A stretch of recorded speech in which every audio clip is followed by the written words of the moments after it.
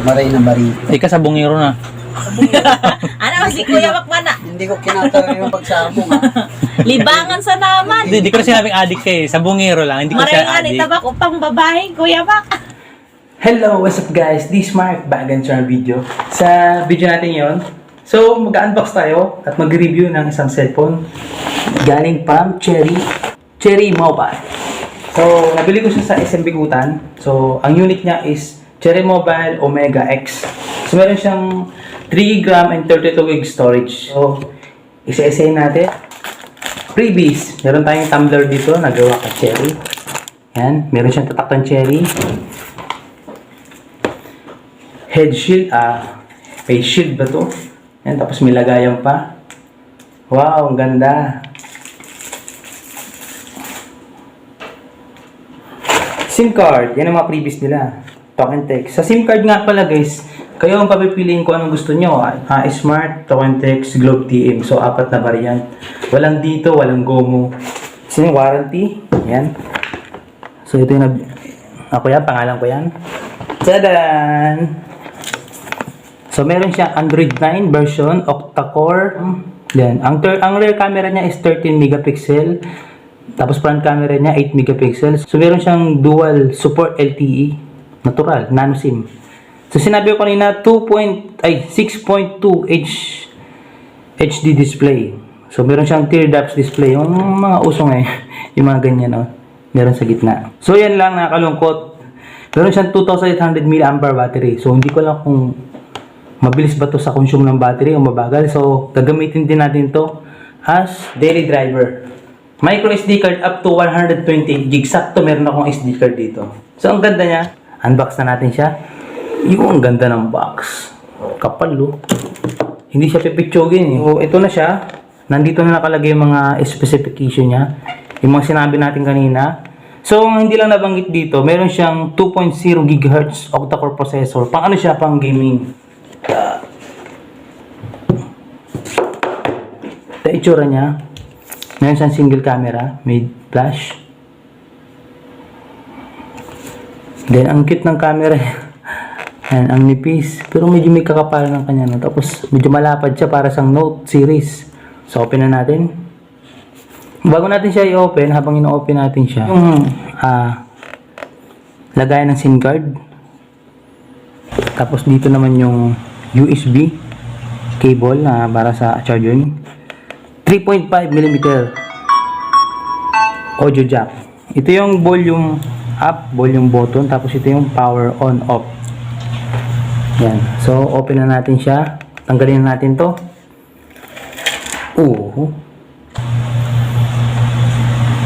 Yan. So, pakita ko yung features niya. So, ayan. Wala siya masyadong ano dito. Hindi katulad ng ibang phone na maraming apps na hindi kailangan. So, dito halos basic lang. Then, sa OS niya, setting, system, Omega, yan o, Omega X, yan. Maganda siya guys. Ang lalaki pati ng mga ano niya, sulat niya. Haptic feedback, maganda, narinig nyo, di ba, natunog.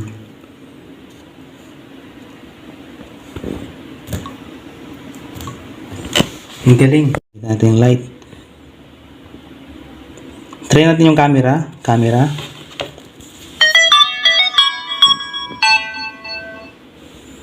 Okay ba camera? Ayan yung photos, video,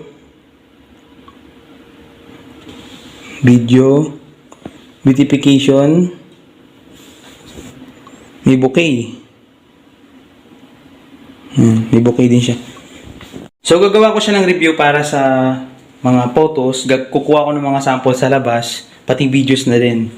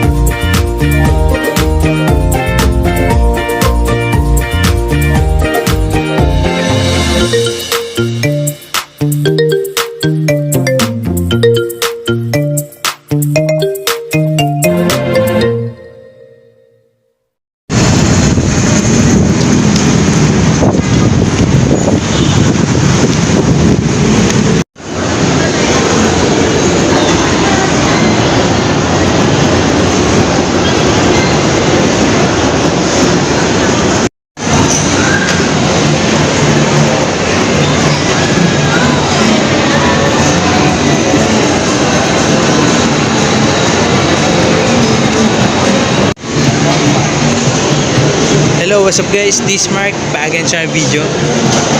Sa video natin ngayon, magpapalagay ako ng tempered glass dito sa SM Bikutan, sa mismong Cherry Mobile.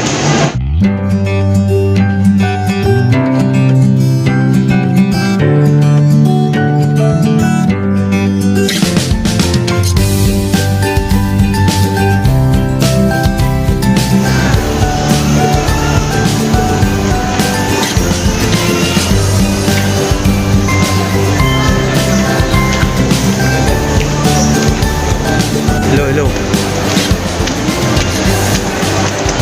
So nakapagkabit na ako ng tempered glass, pero okay ba yung audio?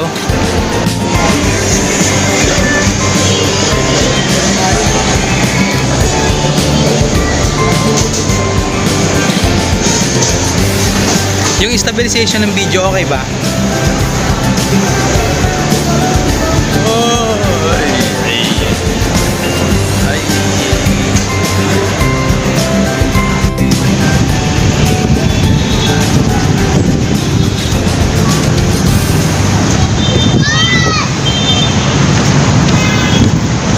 Tapos sa speaker naman, so mag-play tayo ng video dito. So ito. Tingnan natin kung malakas siya. Hello, what's up guys? This Smart, back again sa video. Sa video natin ngayon. So ituturo ko ngayon kung paano maglagay ng mga lock sa lahat ng application nyo na hindi gumagamit ng ibang apps galing sa Play Store. So malakas naman ang audio niya kahit single firing speaker lang siya. Single speaker lang. 500 grams siya, kaya magaan lang siya. So sa camera niya, so marami siyang option pagdating sa camera. Back lang natin to. So meron siyang video, yan. Video, photos, beauty, yan, face cute, yan. Yan, face cute, meron siyang bouquet. Yan, bouquet. So ito yung namangha ako guys, kasi pagdating sa video, di ba naka-video ka? Yan, pi-play mo na lang to. Ang gawin mo, i-click mo na lang to nasa taas. So, yan. Yun. May lalabas na option. So meron siyang panorama, may watermark, GIF. So, hindi ko alam yan. Time lapse. Dito ako namangha dito sa beauty video. So ibababa niya sa 4K sa 480p resolution ang iyong video, pero napaka-pogi mo kasi talagang kahit gumagalaw ka talaga yung sensor niya, pinapa-beauty ka talaga eh.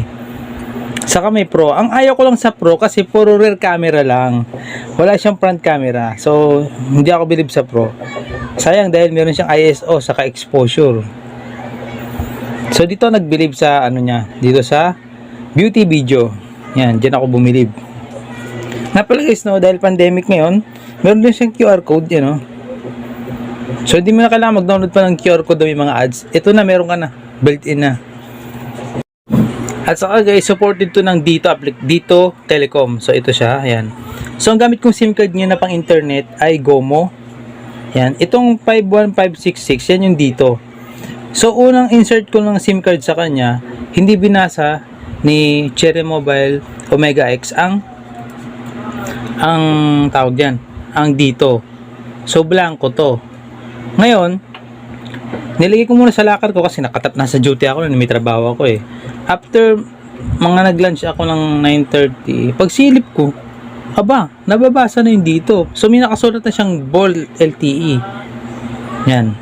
Kaya nawala yan eh. So yun, nababasa. Nakakabasa din pala siya ng Dito Telecom. So kaso nga lang, wala pang load yung Dito ko, kaya hindi ko matry. Pero pagdating sa lakas ng signal, lamang pa rin yung Dito eh. Itong Dito, ito yung GOMO. Ang lit Sige, ayan, ilapit ko pa. Yan. Op. So yung may 4Gen yung main SIM card ko, yung GOMO. Tapos itong wala yung Dito. At saka mapapansin nyo, medyo lumaki yung mga icon niya. Kasi ginamitan ko siya ng Nova Launcher. Kasi para sa akin, Nova Launcher pa rin the best na launcher sa lahat. Kasi unang-una, ang lalaki ng icon niya. At saka napakabilis ang phone. Kumbaga, napakabilis ng iyong pagsaswipe. Para kang naka 90 Hz refresh rate. 90 Hz o 60 Hz. May mga Android phone na hindi compatible ang YouTube Buns. Pero pagdating dito sa Cherry Mobile, compatible naman siya. So nakapag-install ako ng Buns Manager, Buns Micro G, YouTube Buns at saka YouTube Music. So meron na rin siyang pan-detect ng virus. So ito, property system, pag click mo lang yan. Tapos na-click mo na, di ba? Click mo lang tong agree. Then press quick to start. So para na rin siyang katulad ng mga Oppo at Realme na kaya makadetect ng mga virus. So yan o. Security of financing environment. So pwede ka mag-log dito. Yan. Pwede mong ilagay yung mga application dito para hindi mapasukan ng virus. Yan, lahat ng application yun na yan. Yan, pwede mong i-enable yan para makapasok doon. So ilalagay ko yan kapag gagawin ko siyang daily driver. Yung phone manager sa Infinix, katulad din siya na ito. So, kung phone manager sa Infinix, mga cellphone Infinix, meron silang phone manager. So, pagdating naman dito sa Aqua Omega X, meron siyang tinatawag na power manager. Dito, power manager sa Infinix phone manager. So, same lang din yan. Pwede mong ibaba yung kanyang battery kung gusto mong gawing durable. So, meron pa akong 5 hours left. So, kung gusto ko pa siyang pahabain, click ko lang tong ultra power saving mode. Tatagal siya ng 9 hours. Pero, tatanggalin niya yung data, tatanggalin yung wifi, yung location, ganun. So, hinaya ko na lang dito siya. Yan. Sa gaming, gagawa din natin yan ng gaming sa Mobile Legend. Yan.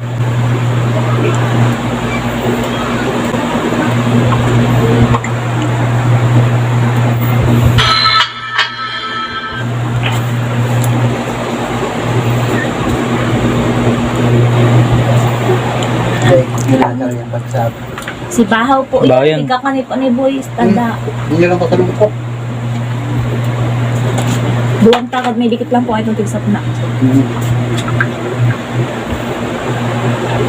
Isa bagay kang banner na.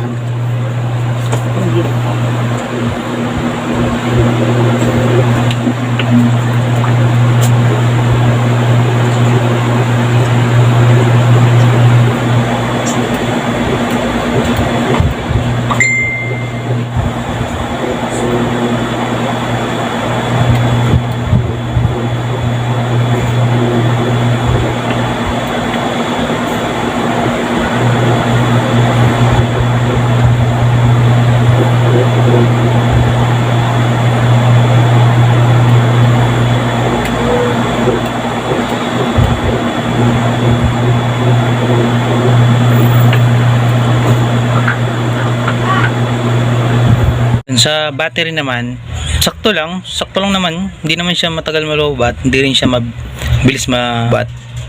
Sakto lang din. Sa pag-charge naman, napakabilis niya na mapuno kasi in-off ko yung lahat ng background niya. So ganito, turo kung paano yung mga application na hindi naman kailangan na nasa background, pwede mo nang i-off yung background battery niya. So yung long press lang natin tong camera, then punta kayo sa app info. Yan, click nyo lang tong advance, tapos hanapin nyo yung battery. Yan, yung battery, click nyo yung background restriction, then restrict nyo. So wala siya mag-run in background kasi malakas sa battery yung camera eh. Hanap pa tayo dito ng application na halos lahat yan, in-off ko na yung mga background, pati yung mga system application, in-off ko na yung mga background. So magbibigyan lang ako ng sample. Kunwari itong dito application, long press lang natin yan, click natin itong app info, then punta tayo sa advance, then advance, hanapin natin yung battery, then click natin itong restriction background, restrict natin yan. Ganun lang. So yung GoMo, sama na natin GoMo, app info, advance, hanapin natin yung battery, background, then restrict. Yan, naka-restrict na siya. So ganun lang. Yan. Yung Chrome, click natin yung Chrome, long press, battery, yan, restrict natin yan. Ang maganda nga lang guys sa mga Android 9, Android 10, Android 11 kasi pwede na siyang i-disable tulad nitong Chrome. Kung hindi mo trip yung Chrome, yan, pwede mo siyang i-disable. Hanap ka ng bagong browser. Nga pala, pahabol ko lang, meron siyang 128 days na replacement. So 4 months yun, plus 18 months ang warranty. So kung gusto mo ng mga video, mga tips and trick, unboxing reviews, sa mga first impression in mga secret features, subscribe lang sa akin channel para ma-notify ka sa mga next upload ko. So this Mark, see you on my next video. Peace out.